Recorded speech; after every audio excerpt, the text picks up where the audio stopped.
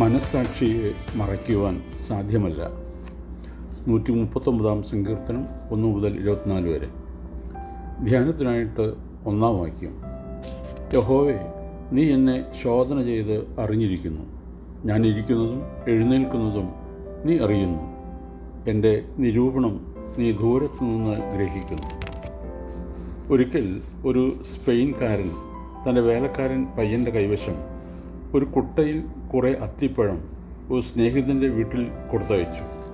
ഒരു കത്തും അവൻ്റെ കയ്യിൽ കൊടുത്തയച്ചിരുന്നു. അവൻ നടന്നു പോകുമ്പോൾ ഒരത്തിപ്പഴമെടുത്ത് വായിലിട്ടു. നല്ല സ്വാദുള്ള പഴം. വീണ്ടും ഒന്നുകൂടി എടുത്തു തിന്നു.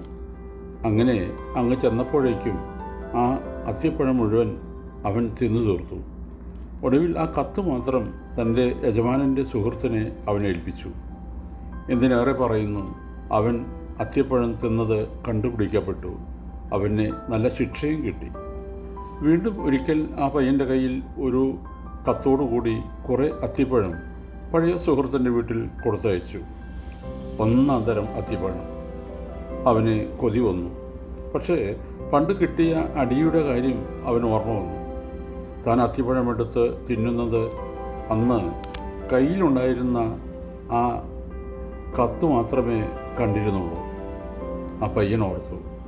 അതുകൊണ്ട് ഇപ്രാവശ്യം ഒരു കാര്യം ചെയ്തു കളയാം. കത്ത് എവിടെയെങ്കിലും ഒളിച്ചു വെച്ച ശേഷം അത്തിപ്പഴം തിന്നാം. ആ വിദ്വാൻ തീരുമാനിച്ചു. അവൻ കത്തെടുത്ത് നിലത്ത് ഒരു പൊത്തിൽ ഒളിച്ചു വെച്ചു. പിന്നീട് അത്തിപ്പഴം ശാപ്പിട്ടു. അതിനുശേഷം എഴുത്തെടുത്ത് കൊണ്ടുപോയി യജമാനൻ്റെ സുഹൃത്തിനെ ഏൽപ്പിച്ചു. അവൻ്റെ കള്ളത്തരം വെളിപ്പെട്ടെന്ന് മാത്രമല്ല, പണ്ടത്തേതിൻ്റെ ഇരട്ടി അടി ഇപ്രാവശ്യം അവന് കിട്ടുകയും ചെയ്തു. ഈ പയ്യനെപ്പോലെ മനുഷ്യൻ തൻ്റെ ജീവിത യാത്രയിൽ ചെയ്യരുതാത്തത് പലതും തനിക്ക് ആകർഷവും ആസ്വാദ്യവുമായി തോന്നുന്ന പലതും പരമരഹസ്യമായി ചെയ്യാറുണ്ട്.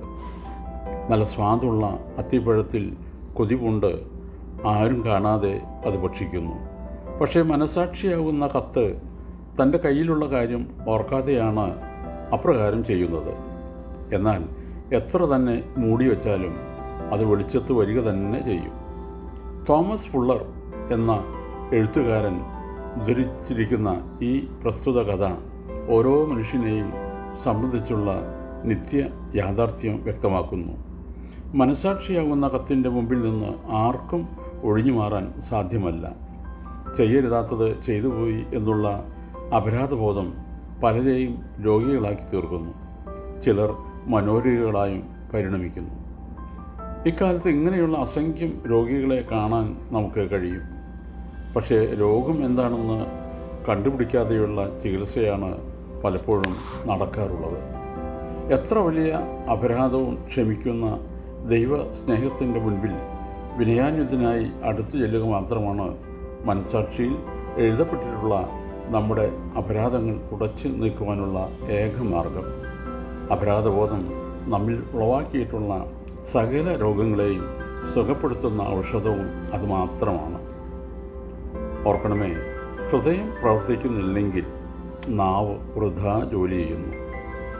സദൃശവാക്യങ്ങൾ 19:21. മനുഷ്യൻ്റെ ഹൃദയത്തിൽ പല വിചാരങ്ങളുമുണ്ട്. യഹോവയുടെ ആലോചനയോ നിവൃത്തിയാകും. ദൈവം അനുഗ്രഹിക്കട്ടെ. പ്രാർത്ഥനയോടെ കർത്തൃശുശ്രൂഷയിൽ എളിയ ദാസൻ.